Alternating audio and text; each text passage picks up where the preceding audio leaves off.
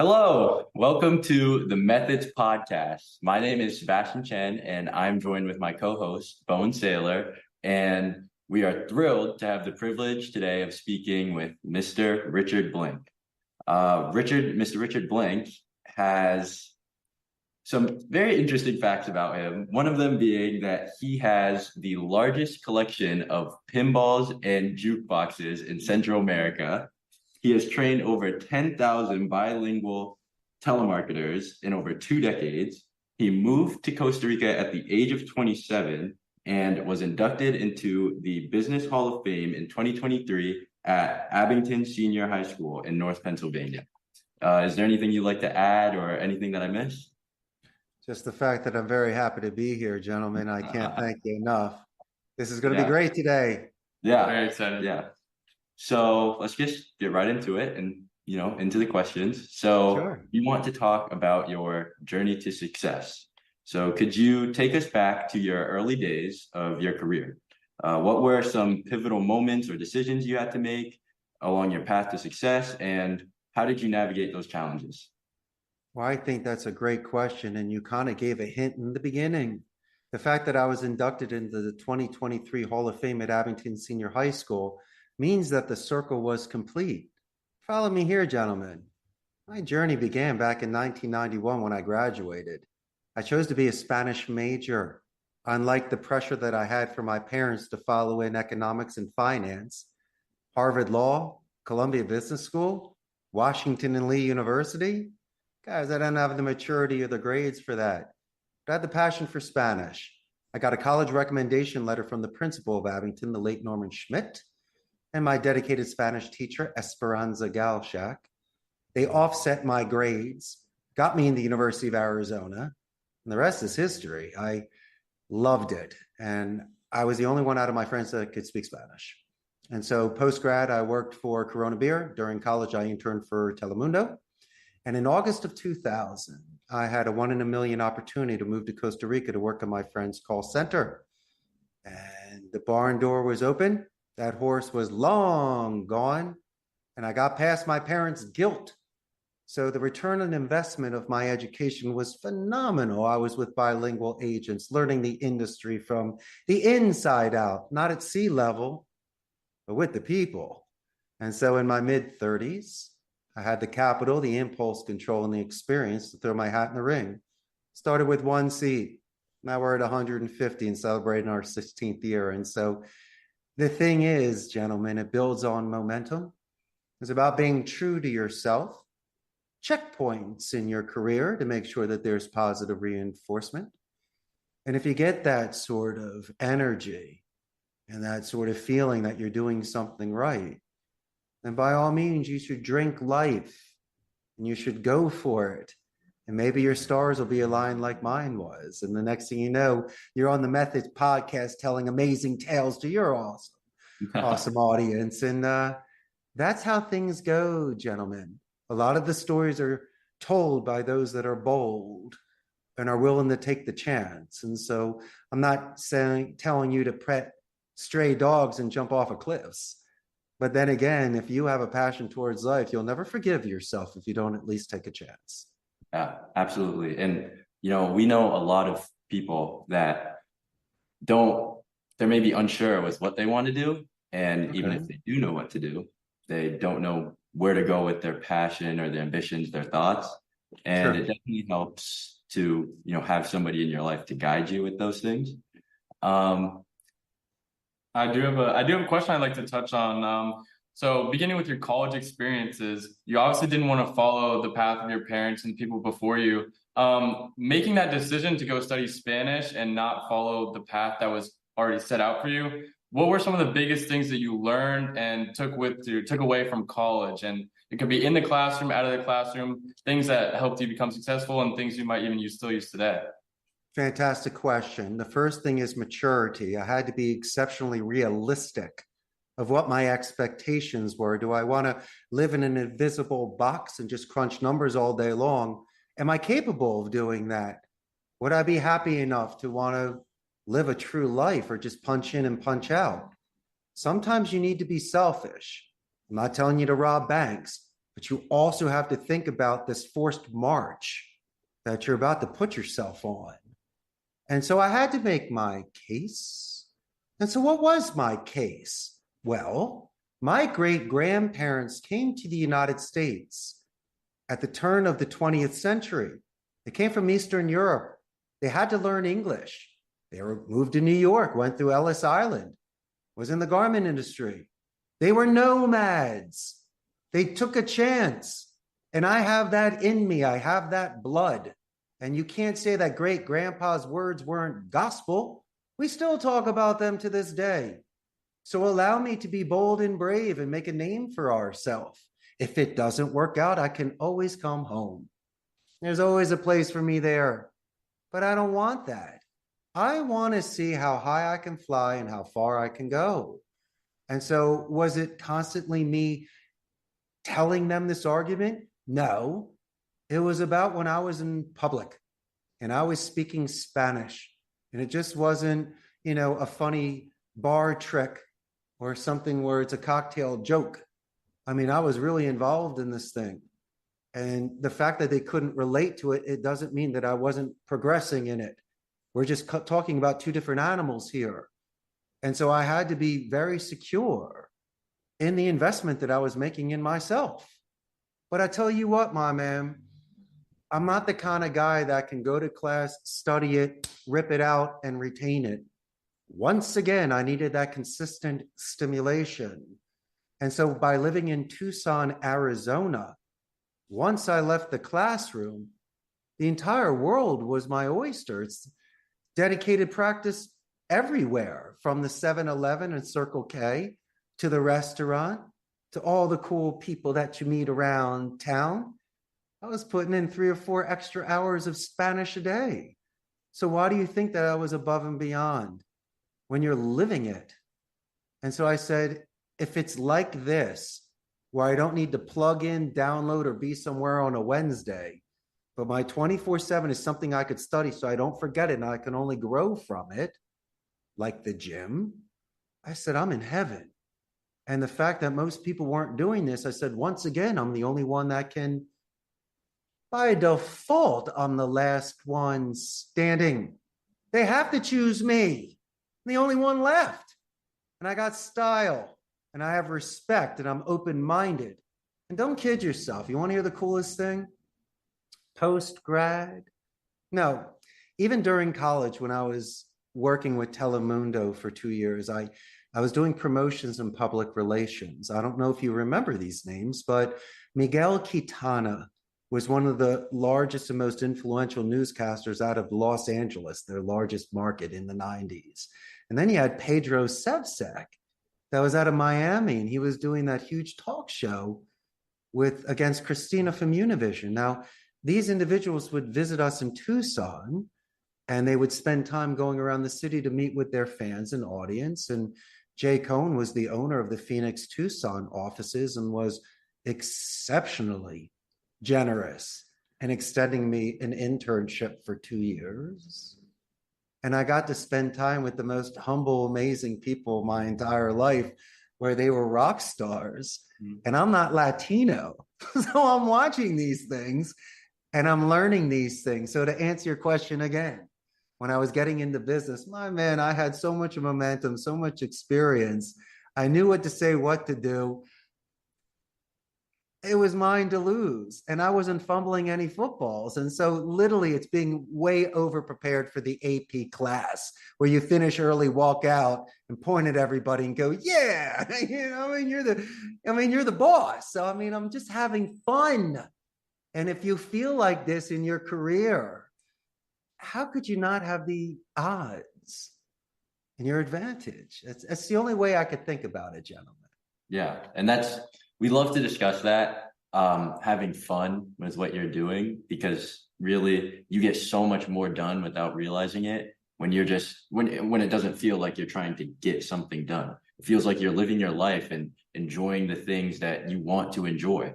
And it's not, people say that a lot. At the end of the day, it's not really work, but it's just such a great thing to actually live and not just hear.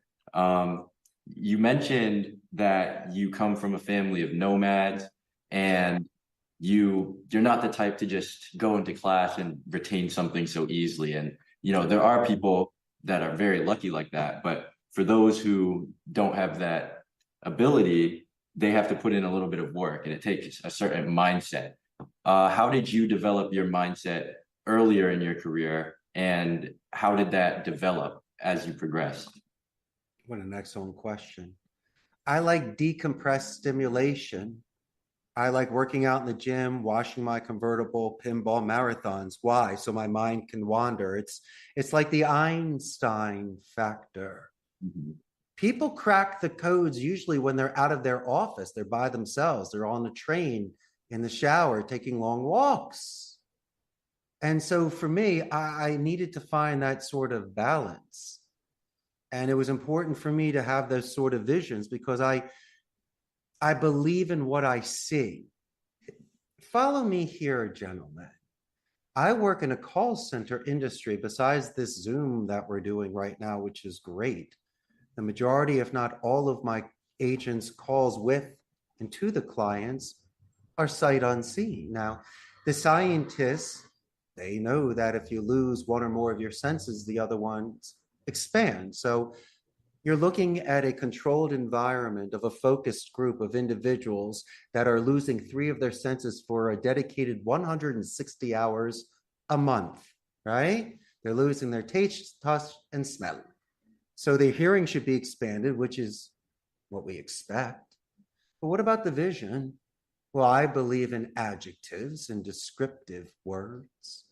You can paint a picture. It just doesn't have to be a script reading print. And so the most amazing thing is the book. It's 10 times better than the movie, especially that old man telling stories by the fire. And so I tapped into that. You asked me a question, I'm giving you an answer. I am more than willing to play pretend and what I see, because that is my power over a phone where I can't see you. Is it selling real estate? Let me picture what your house looks like. We were already talking about how awesome West Palm Beach is and the breakers and Worth Avenue and how beautiful it is where you live, my friends. And so I can see these things. I can picture the future of a company growing or a gatekeeper smiling. And these are things that I need to do because why? You're going to burn out. There are certain things you can do while you're doing your job to enhance the experience. There are certain tell signs people have with spikes and dips on how fast and loud they speak. We always judge answering speed. We use transitional sentences to move things forward. We use tie-down questions, gentlemen, to give checkpoints during the call. So there's no open doors when we're trying to lock an appointment or some sort of commitment. We like military alphabet, so emails don't bounce back, and we know how to spell your exotic name properly. These are the soft skills that our grandparents taught us. It's nothing new. It's slicing and dicing, it's manners and turn taking. There's no forced hands, but there's a zig and a zag. And so what you need to do is just capture it, focus on 30 seconds as checkpoints, so you can buy 10 minutes. You were mentioning something earlier about so much intensity in life and things are growing. How about imagining a large pile? And why don't we just start separating the pile, like t-shirts, the pants, the socks? It's too much. You're carrying too much. Stop with too many bags. I like things in smaller segments. It's a 10-minute call. No, it's not. It's 10 1-minute calls, like a boxer. It's got 10 rounds. I mean, come on, give me a break. It's not a half an hour fighting. They break it down by round and minute. And if you're really an ace, by a second. And if you're in the now, not ahead or the past, anxious, depressed, but living in that 30 seconds, you could be the Robin Williams genius, where you're spontaneous. You're like James Bond. You use the one thing that you didn't bring with you to save your life that one time. That was always the clever part of the movie. There's always the 10% wild card. And if you're not willing to have depth and width and have real conversations with people, it's not going to work. You're not going to anchor with them. You won't get to pass the pitch from the gatekeeper. You don't even probably know what a positive escalation is.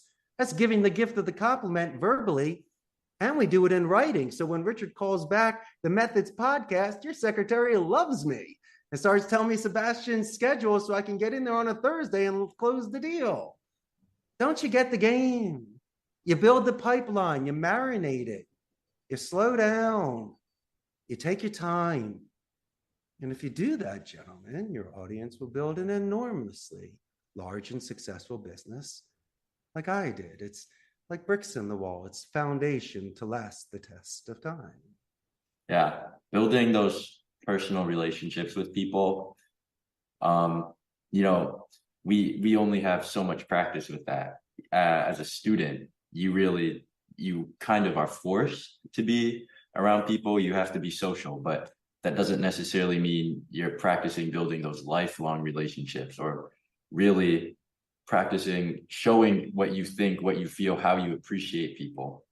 That doesn't always translate in a school setting. Right. I have one more thing to touch about that, especially with all the technology and everything. It was very insightful to hear about how important soft skills were, like things that your grandparents taught you, you know. I feel like everybody's moving so fast now, and that was something I definitely am gonna, you know, take into account, like doing the easy things, the simple things, caring for the customer and all that stuff. Come on, I got another $1 million tip for you. The worst thing I hate is small talk. I hate small talk. Why don't you guys do this? Do the due diligence. Look at a LinkedIn profile. Look at a website. Why? So you can custom make a voicemail or an email. So it's not small talk now. You guys are ripping into the pinball machines and the jukeboxes in Philly. Man, I love you guys. You know, I'll be buying you drinks all night. These are my boys. Yeah, but you're not talking about long-term relationships. Man, I just met you. But you came up to me and go, yo, Mr. Pinball. You know, I'm turning my head. You go, Hall of Famer Abington? I go, what? I go, I don't even know your name yet, but you know we're boys. And you don't think that you're starting off at like a 9.9? I don't need 20 years to be your best friend. You show 2 minutes worth of due diligence and real sincerity. You skipped the line. Yeah, but I'm young. I don't care. Yeah, but I never met you face to face. I still don't care. The fact that you were really charming with my gatekeeper, you gave a company name, Spike. You said the name Costa Rica's call center better than she did. And you complimented the daylights out of her, and you told her happy anniversary, 16 years with us. And you asked her if she played pinball. She said, listen, Richard, this all year, I love these guys. Everyone else is trying to squeeze in. They're the first people that were gentlemen. I hook them up first thing tomorrow morning for you, and I give you my blessing. You don't think they're the ones that help you close the deals? Sometimes it's their wife or someone that's been there for 20 years or undercover boss. Maybe the boss is answering the phone. What, are you going to walk over them? Please pay attention. You guys are so smart, but you might need to be outside of the norm, like I was. Yeah. I'm not telling you to go completely off the spectrum, but there is something about following in sync. There's certain times to do it. With public politeness, you need to wait in line, right? There's certain things you need to have for society to grow. But another thing you don't need to do is to settle. If you believe in something, then you put your chest out there and you represent it properly. I didn't say grandpa's thing's good. Sometimes they send a letter. Emails go quicker. But there are certain ways about standing and opening doors and shaking hands and taking the time. And if that's the gift or the trick, I'll take that all day long. You know, it's almost like panning for gold. It's still the same ounce, but you look at the effort. So you almost respect the boxer that goes 15 rounds, even though I love Iron Mike and we loved his first round knockouts. You also have to respect Chuck Wepner that went 15 with Ali back in the day and became Rocky. They're both champs, but one won and one lost. Yeah, but one had serious heart to go the distance against Amazon, HP, Intel, and Oracle. I compete with Jeff Bezos here. He has call center locations here. Thousands of agents here. All the billboards and buses and advertisements, transportation on-site, doctor, unit, bells and whistles. He is the bells and whistles. But I'm the only one that has played pinball with every single one of my agents. Does that mean something? Does to me. And if there's a call center Olympics, I got at least one gold. And I think that that's the kind of gold that attracts the sort of people that want their names to be known, that want me to delegate, that are loyal, that have fidelity. It's very easy that water seeks its own level. It's very easy for that natural filter that happens. So you need to have faith in that. And if you do, the right people will join your team. Yeah. And speaking of people, another thing we wanted to touch on was mentorship. So earlier we talked about how there are people that have this ambition, but they don't know what to do. They don't have a guiding light. We understand that learning from others is definitely critical in a personal and professional aspect. So have you had any mentors or role models in your career that have significantly influenced your journey? What lessons have you learned from them, and how do you consider them an inspiration? Well, the first hero I ever met was Bernie Perrant, was the goalie for the Philadelphia Flyers back in the 70s. He came to Old York Road when I was first starting out being a goalie.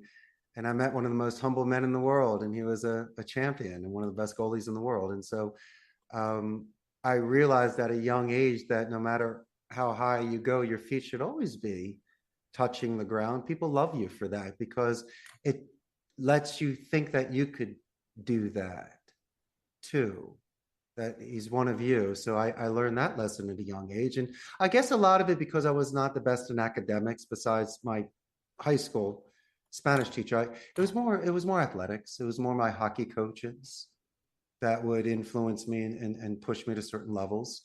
When I first started hitting the gym, I had friends in high school that had structure and discipline, and I had others that had motivation.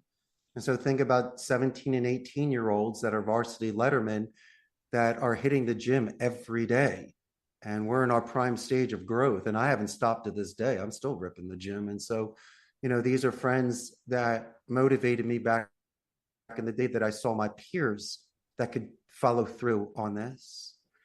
And then, when I was in college, did some professors inspire me? I guess a few. It was more the Telemundo because I inspired myself. It was the thing where I put in that extra effort and raised money for Casa de los Niños. And I just had extra time in college. I had very generous parents that paid for college, so I didn't have to get a job. Yeah. And so my job was internships and projects through my fraternity and around Tucson, so I can get that work experience. So when I go for my first job, they would hire me. And so also mentor. I wanted to be a public speaker. And so you're going to laugh and I'm going to date myself, but that's fine. I felt that Remington Steele and Templeton Peck were excellent influences. Pierce Brosnan was Remington Steele with Stephanie Zimbalist back in the 80s. It was a great detective show. And Templeton Peck was Dirk Benedict, who was also Starbuck from Battlestar Galactica. This is the A-Team. He was smooth, and these people had choice rhetoric. But then I had to go old school.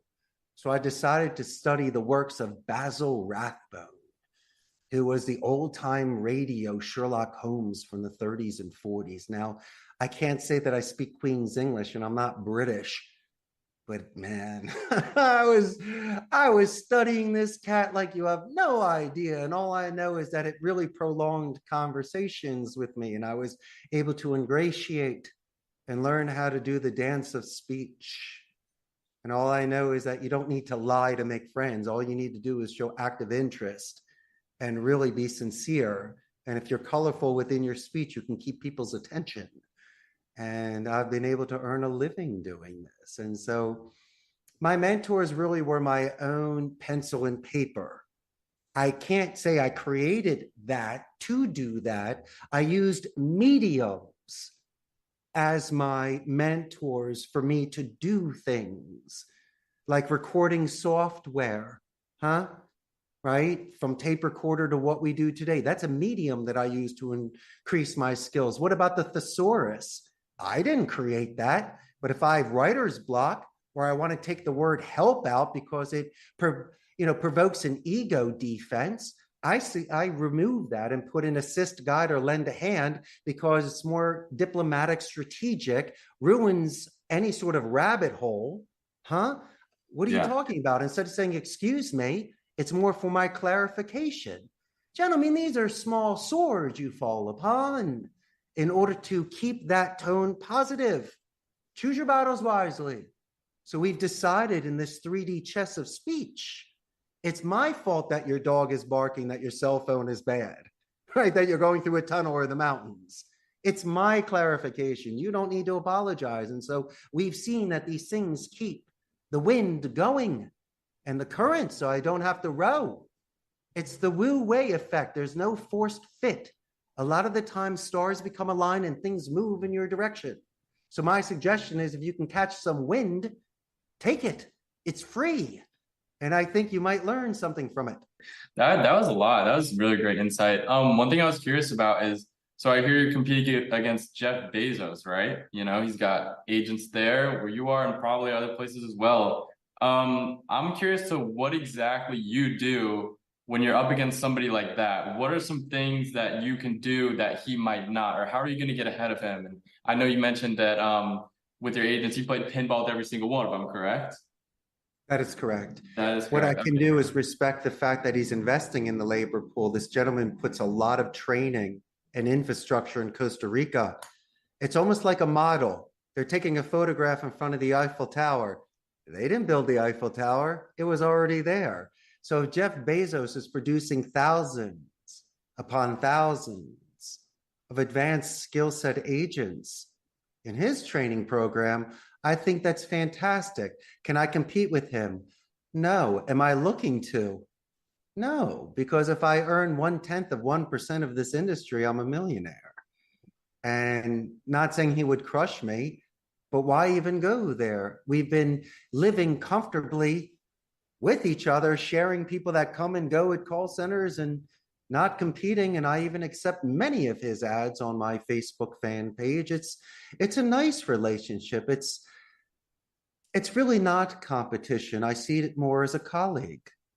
I'd love to say that I'm at Jeff Bezos's level, but I am at his level in regards to the relationships with the call center agents.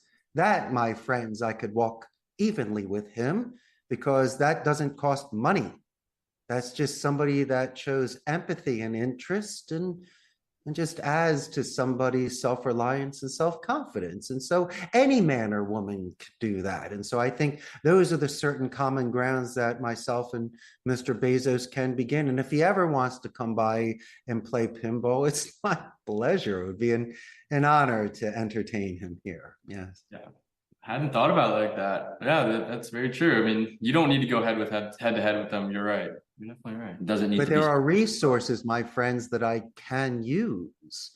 And that's him, as I mentioned before, building a humongous labor pool of trained individuals. Mm-hmm.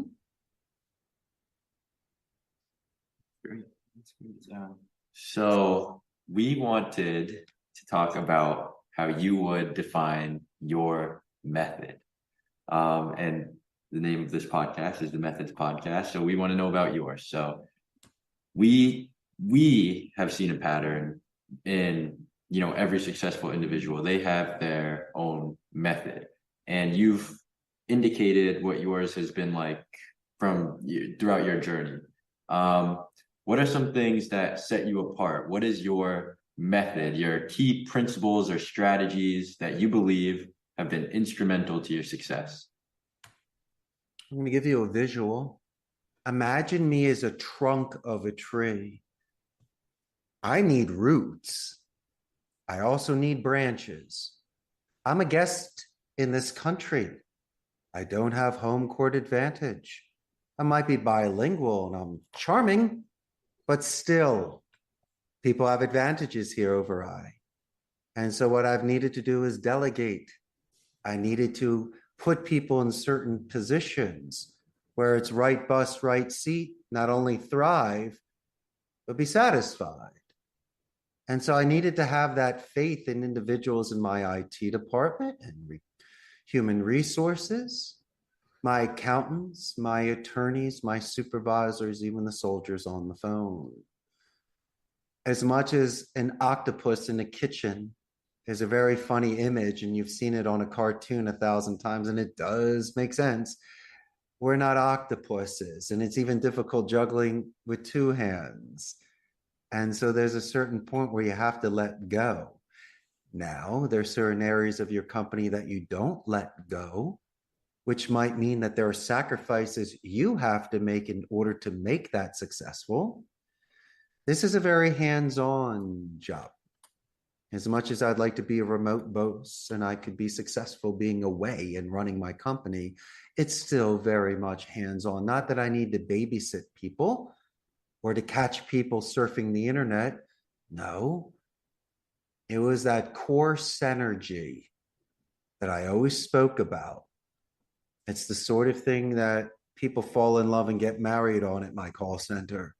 People celebrate 10 years with me. People tap me on the shoulder and say, "Good morning, boss," when they walk past me in the game room. They don't have to do that. Obviously, touching your boss is inappropriate in some instances, but in mine, I think it's quite appropriate. They didn't cross any boundaries. They're showing comfort levels. And I'm probably the only boss that they do this with. And so it's very easy for me to slice and dice fat and to focus on the important things. And a lot of it is just really taking into consideration that people have lives outside the office and they're not expendable. They're not a number. Maybe giving somebody a second chance, possibly having them put water on their face if they're having a bad day. And that's what's helped me, because if you're starting with a mask in the beginning, then I get to judge your character during chaos, and it's probably very disappointing. So I just want to make sure that we're on a level playing field in the beginning. I don't need for you to kiss my ass that I'm your boss. I got to make sure that I come through for you and pay your salary, benefits, and give you a great work environment, plus the extras. And you're reliable. You show up on time. Why? Man, if you can't master this level, then how are you going to get to the next? And you know, it's funny, you ask these millionaires, and you've asked me and all these questions about your journey and one of the most successful moments. It's usually when you've had your first job as the paper route boy, or the millionaire that worked in the restaurant. He took a lot of pride in cleaning his table or washing that car, cutting the lawn. Yeah, but you were a kid then, but you have no idea how hard I worked for that $3. And that $3 meant the world to me. And that you can't take away. There's certain things, gentlemen, that are priceless. And are both you going to be successful? Oh, yeah. You want to have tons of bread? Swim in it, fill a bathtub in it, enjoy it, backstroke in it if you want. But one day those gold and jewels will lose their luster. And then you'll wonder what to do with all of your riches. And there are certain people that once they've accomplished all these different goals in life, what's left? And then they start giving back to either their church or certain societies or volunteering time, because that's where they got their fulfillment. It's amazing how it took them to get to a certain level financially or a certain area of life to then find such satisfaction in working for free. Find that balance.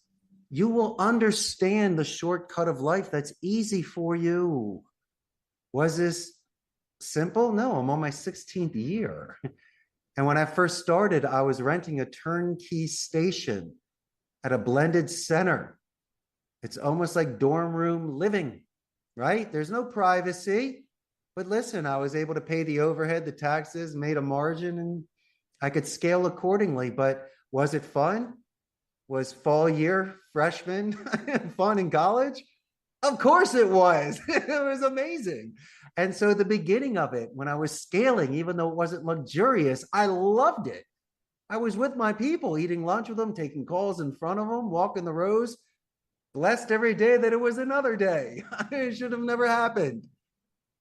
And so you tell me, I went from renting a station to then renting space and buying used equipment for pennies on the dollar because call centers have rotation.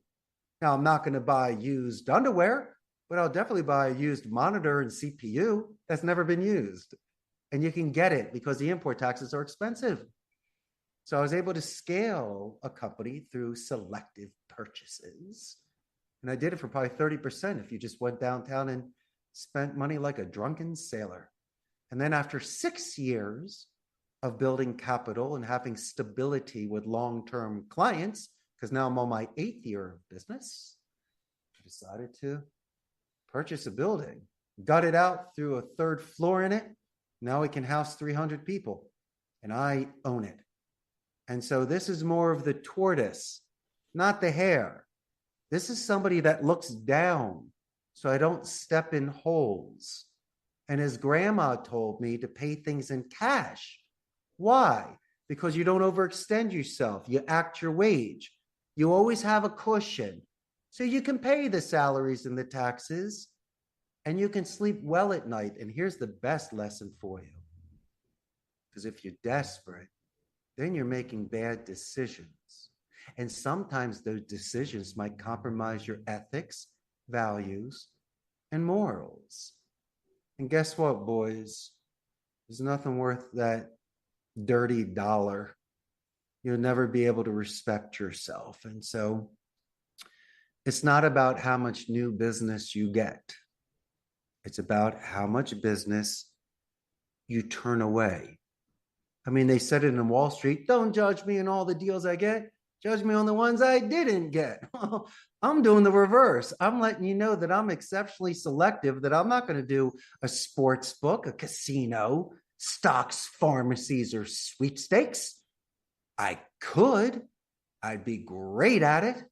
But I'm in a strict Catholic country. And plus, my mother's watching your podcast, and there's no way I'd be doing those things. And it's a very small country. And I am a guest here. And I married the girl of my dreams here. It wasn't worth the money. I'm a good boy. And those are the sort of things that last the tests of time.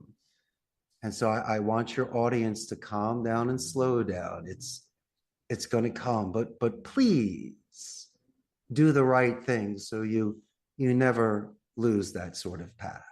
Yeah.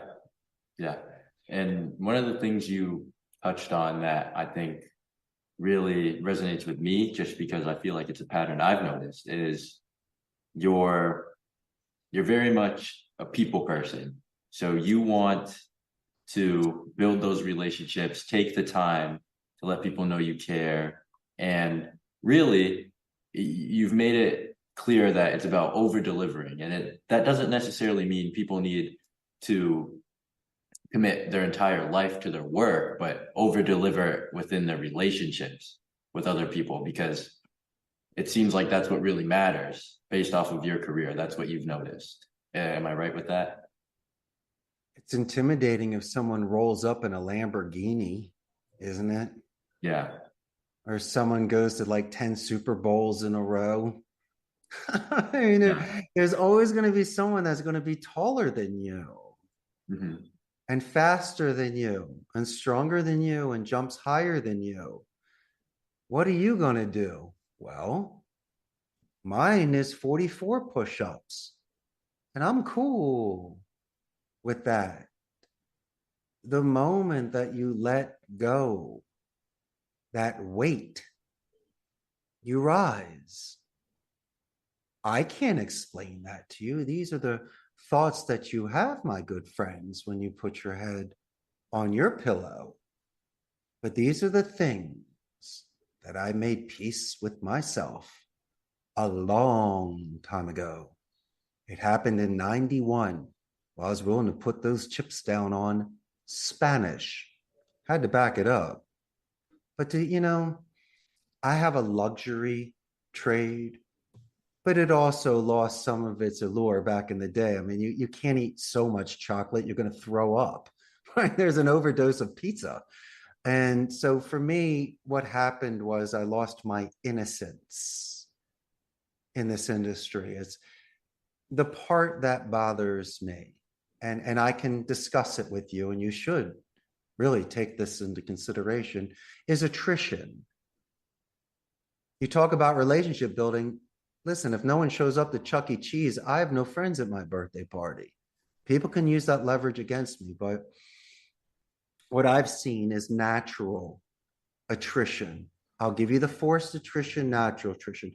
Forced attrition is if you don't come to work, you get stoned at lunch, you're not making your calls, you're not coachable, you're a cancer. You just suck.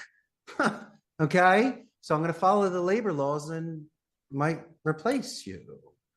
Now, natural attrition, and we could use Jeff Bezos for an example. I'll lose people because of a scheduling conflict. Let's just say the university. You have a better schedule somewhere. That wasn't us. How about if your girlfriend works there? Come on, man. I can't compete against that either.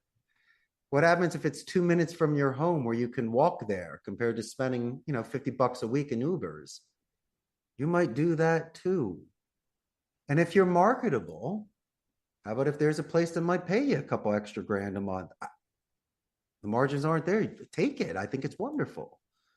But I tell you what, I will never give them the walk of shame or make them cry. You praise in public, you critique in private. And so don't think that I'm just going to walk the rows and start screaming at them like they do in Glen Ross, when Blake is telling Gene the machine that coffee is for closers. We don't do that thing here. They're very delicate. You're talking about mid-20s. Agents, majority of them live at home. They're starting on their careers or just finishing their college studies. So even though they're not children, this is still a very delicate stage of a career. Job is just over broke. Career doesn't mean to be in the call center industry, but it's you're getting paid $1, but you're getting $1.50 in knowledge. You're still getting your buck, but the 50 cents is in the knowledge, the meetings you sit on, writing business composition letters, figuring out the IT department or how we handle things here. And so I always try to not work extra hours, or even volunteer my time. But as I was mentioning, when you're making phone calls, doing a positive escalation, military alphabet, things like that, for my clarification, assist, guide, lend a hand, that's power upping. It's still the same time. I'm just putting more cheese on it. Come on. And cheese whiz, because I'm from Philly. And so there's ways to stack. I hate horizontal. I prefer that you can have as much horizontal as you want. The question is the vertical. I mean, you see people that stack plates in restaurants. You can stack open-ended questions. You can make camp at a certain period of a conversation or relationship and wait before moving forward. What's the rush? Make camp. So if your audience can focus and stay in the now and do proper turn taking and give and taking, the next thing you know, you're doing a second half of a podcast and things are just working out. When someone says they don't have 5 minutes, they got plenty of time. This thing is, you need to buy the time. Gentlemen, does this make any sort of sense to you? Yeah, absolutely.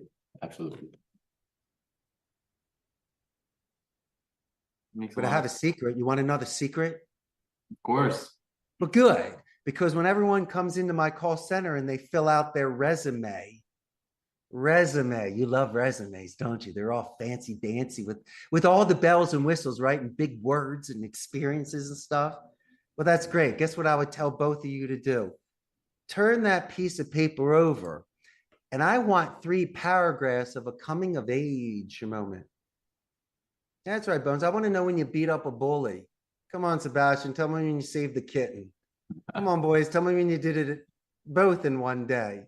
Why do I do this? Oh, for multiple reasons. The first is when you're on the phone with your $1 million contract, you might ask you a zig-zag question. Are you capable of answering a question in the moment and having some depth to it? That's number one. Number two is I can give you a really cool nickname because you probably told me an amazing story. Number three, when it's a rainy Wednesday, that's the sort of thing I can pick you up with, remind you of when you were a champion. And also, it gauges your levels on so many ways. Nice resume, schmesume, whatever. I'd rather hire a marathon runner than a college professor. One's a little bit more difficult. One uses your mind even more because it makes your body continue. Which one's stronger? Not saying there's something wrong with a college professor, but if you want to really call the shots, look what you need to do to be a marathon runner and how many of them are out there. And I can always teach you what's in the classroom. Want to know another thing? Yeah. I would rather hire somebody that's green and wet behind the ears, that has no bad habits. I can teach you a CRM, a Plantronic headset, and a read a script. That's one day. But you don't have bad habits. I can mold you like a squire to a knight. And then these kids are like, it's my first job. Even better. It's like sushi on delivery day. It's fresh and you get the first cut. It's like skiing on powder. My industry is not that complex. What's complex is an overzealous supervisor with coffee breath screaming at you, or not training you properly, or not giving you the proper resources, the rhetoric, the rebuttals, the script, the list, in order for an agent to be successful. So then what happens? The morale gets lower. People get frustrated. You need to add to it. That's why when I speak with my clients, as much as I'd like to earn their business, it's really about you being prepared and qualified, because take your account doesn't mean the agents will. So these are the sort of things that we need to be very forthright in the beginning. It's not a devil's advocate, but you need to have enough gas in the car, boys, or we're not going to the beach. Yeah. And stop telling me that some girl named Jasmine in your office is able to do 5 an hour. Dude, you told me the talk time's 15 minutes. It doesn't match. Plus, there's no wrap-up time. And is there any sort of QA on that? And so sometimes I call them out on it because they're in my wheelhouse. They're not doing something wrong. They're just overexcited. But I have to let them know that, listen, guys, there's only so many things we can do in an hour. And let me compare with what I've done before.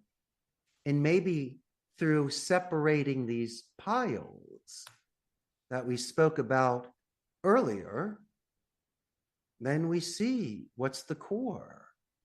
And then we can begin from there. And that's how I like to gauge these conversations with people. And if you're going to come with me because of offshore pricing, because I'm near shore, that's Costa Rica, right? Offshore is India and the Philippines and the Middle East, and they're exceptionally talented, and they're half my price. Unless I can do twice the amount of calls in an hour, or the metrics there that I can do 5 calls in an hour, let me know. But if not, I'd rather you gauge me on merit, not on price.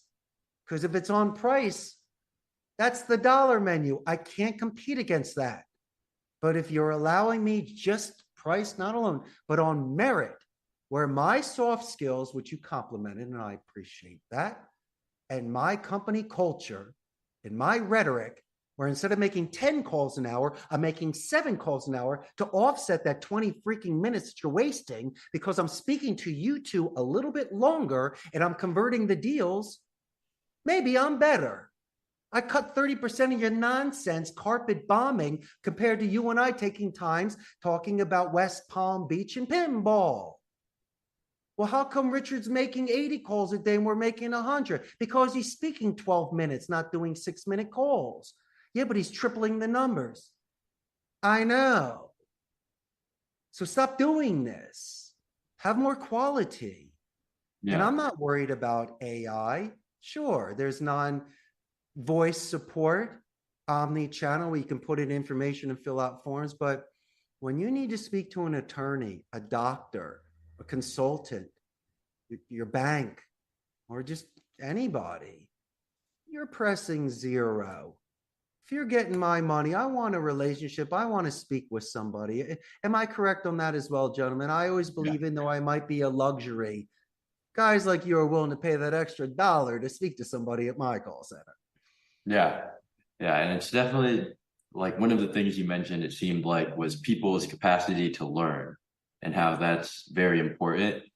And you also mentioned being effective in what you do, because you don't want people to just go and call out anybody and just to get the results, just to put down that they called somebody. You want them to show they care and deliver on the call, get that conversion. Do those correlate to you, the capacity to learn and how effective you can be? Do you know what a predictive dialer is? I do not. Okay, there's 3 types of dialing. You can manually dial. You can smart dial, like on Skype or WhatsApp or something. And then there's something that's a predictive dialer. Guys, what I usually ask on a 5-minute talk time is to send me 4,000 unique numbers a month so I can flip the list legally 3 times and call this thing. So you'd have to send me about 4,000 numbers. I load it into a computer and they dial between 2 and 6 lines at one time, depending on the talk time, drop calls and things like that. But how about this? You've seen batting cages before, haven't you? Yeah. Yeah, good. Well, all I know is this: the moment that you put ready status, another call comes in. So, I mean, you're literally never misdialing. There's not that sort of fatigue unless you're not mentally and physically up to it. Mm-hmm. But the sort of work that is produced when you have 2 to 6 lines going at one time, just to constantly give you the bingo ball when somebody picks up, where it's not an answering machine or a fax machine or a dead number. Could you imagine that? It's almost like a drill, or those machines that are taking out the dirt compared to us manually doing it. It's incredible. I can almost guarantee, when I ask my clients, are they manually dialing? How many numbers do they have calls? Oh man, if you're letting me use a dialer, if I'm speaking to 4 times the amount of people a day, if not more, the odds are in your favor. Now, talking about the soft skills, that's just balance. They can carpet bomb, read the script, do their metrics, get their money, and the company's happy. I'm talking about being an ace, a real ace. I'm really talking about trying. But what happens if you try really hard, Richard, and they still hang up on you? That's a great question, boys. Glad I said it. I believe in romantic deaths. Yeah. Regardless of anything, of nothing, the first 30-second of your 100 phone calls will be you. You're going to do a company name spike. We have a buffer boomerang technique where I readjust the tone. I will name drop you, let you know it's a great question, repeat the question and send it back positive so I can teach you how to readjust the tone. I'll do the positive escalation verbally when you transfer me and give me the pass to pitch. Or if you don't, at least I will let you know your name while the plane is going down. Thank you so much for your time. So romantic death, it's a full tarot card. You jump clouds. Why? So you can keep your rhythm. You keep your rhythm. Keep your rhythm. It's not a 10-minute call. It's a perfect name spike, buffer boomerang, positive escalation. Beautiful, Dan. But the funny thing is that it gets reduced and the mass moves. And don't be surprised that the gatekeeper is not your greatest ally. And so I have to explain to people that it's not like in your office where people hate going there, or you've tried it before for just a week. No, there is something called rhetoric. There is an art of speech.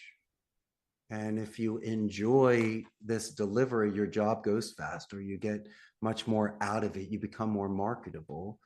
But damn, you got to do it call by call, person by person.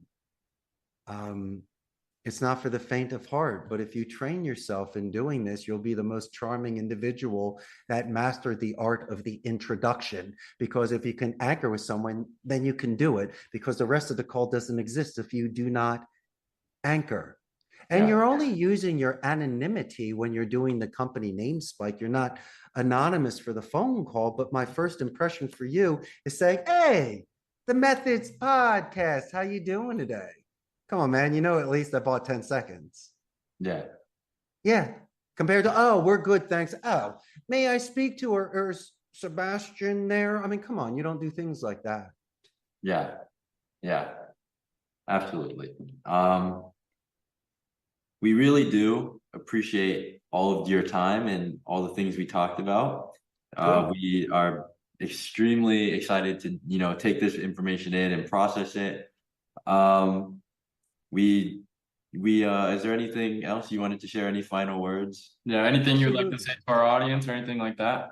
I do. I most certainly do. I think your audience shouldn't be so hard on themselves. Yeah. Things take time. And so I think that you should give yourself first downs over touchdowns, because you just get 10 first downs. It's still a touchdown. You just got to grind it. Yeah. And you'll get long runs every now and again. But really, it's about that persistence, endurance. There's a lot of naysayers and gray believers out there, and these are the individuals that just don't know this mission that you're on. Now, be responsible with your family, your children, and your finances, but in my opinion, 80 hours is full-time work.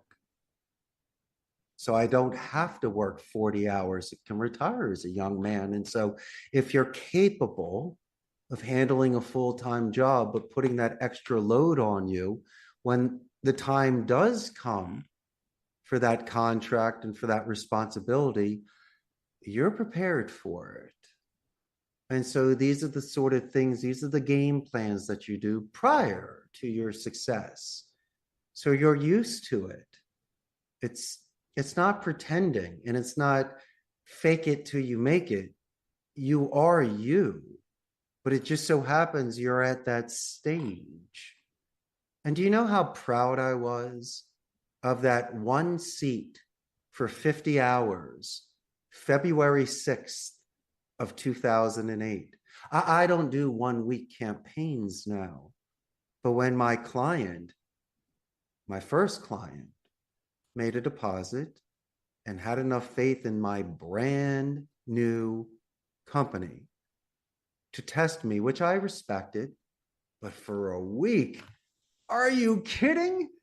Even if it ended then, and I never got a single account after that, do you know how good I'd feel for the rest of my life that I literally created something from nothing? It's like the people that rub two sticks together. When they hit that fire, you know how hard they got to work for that? Yeah. But they created fire from sticks, which I created something from SEO, a website, my rhetoric, my composure, my demeanor. I didn't create the sticks. I used the medium of the sticks and the motion and the patience to start my spark, which then turned into the fire. Yeah. Yeah. That's it. That's my advice for you and your, oh, and also if they ever get a chance to buy a plane ticket, they should come visit me in Costa Rica. We're north of Panama, south of Nicaragua. We're the only democratic society in Central America. We have no standing army. So they put all of their money back into education. We boast a 95% literacy rate. I mentioned Amazon, HP, Intel, Oracle, the best infrastructure. We're known for medical and ecotourism. And boys, I can't thank you enough. I had an awesome time today. Yeah. So did we. I promise you, so did we. Thank you so much, Mr. Blanken. We really appreciate it. And we Now, look call me forward- Richard. Mr. Blank's too formal. You guys are my boys.